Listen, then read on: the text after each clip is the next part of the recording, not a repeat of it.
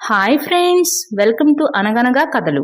ఈ రోజు చెప్పే కథను చూడండి. నచ్చితే లైక్ చేయండి, షేర్ చేయండి, కామెంట్ చేయండి.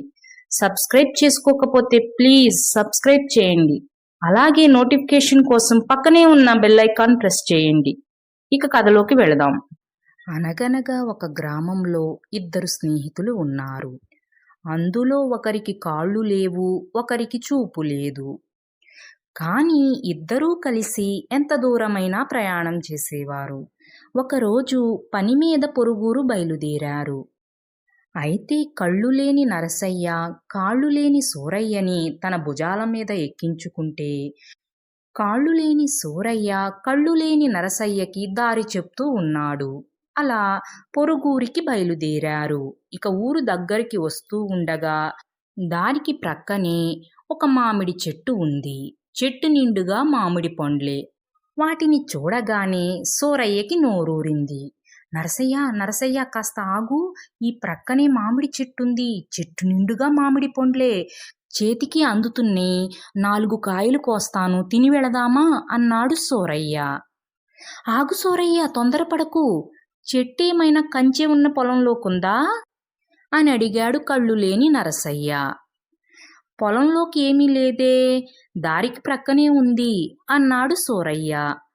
అయితే ఈ చుట్టుప్రక్కల ఏమైనా జనసంచారం ఉందా అని అడిగాడు కళ్ళు లేని నరసయ్య. జనం కూడా ఎవరూ లేరు, ఆ ఊరికి ఈ ఊరికి మధ్యలో ఉంది అని చెప్పాడు సూరయ్య. చివరగా ఒక ప్రశ్న వేస్తున్నాను, ఇక్కడ ఏమైనా కాపలా వ్యక్తులు ఎవరైనా ఉన్నట్లుగా నీకు అనిపించిందా అని అడిగాడు కళ్ళు లేని నరసయ్య.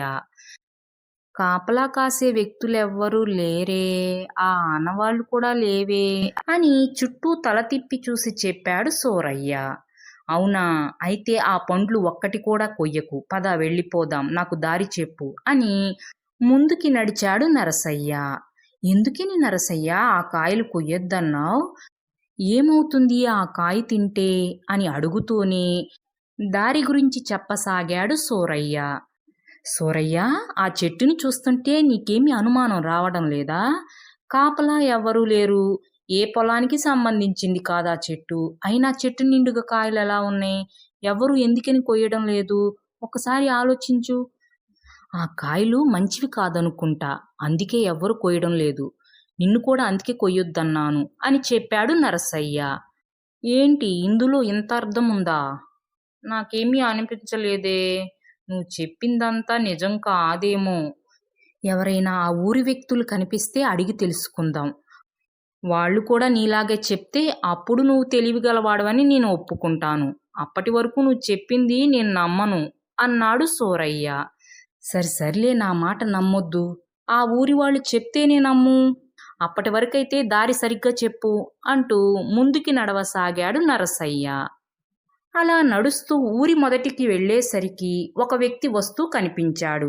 ఆ వ్యక్తిని ఆపి ఆ చెట్టు గురించి అడిగారు. అయ్యో, పొరపాటుగా కూడా ఆ చెట్టుకాయ కోసి తినకండి, అది చేదుకాయి, అది తిన్నారంటే 2-3 రోజులు ఇంకేమీ తినలేరు, అంత చేదుగా ఉంటుంది అని చెప్పి ముందుకు వెళ్ళిపోయాడు. నరసయ్య, నువ్వు చెప్పింది నిజమే, నీ తెలివి అమోఘం అని నరసయ్యను పొగిడాడు సూరయ్య. ఫ్రెండ్స్, ఈ కథ మీకు కూడా నచ్చిందనే అనుకుంటున్నాను. Thanks for watching.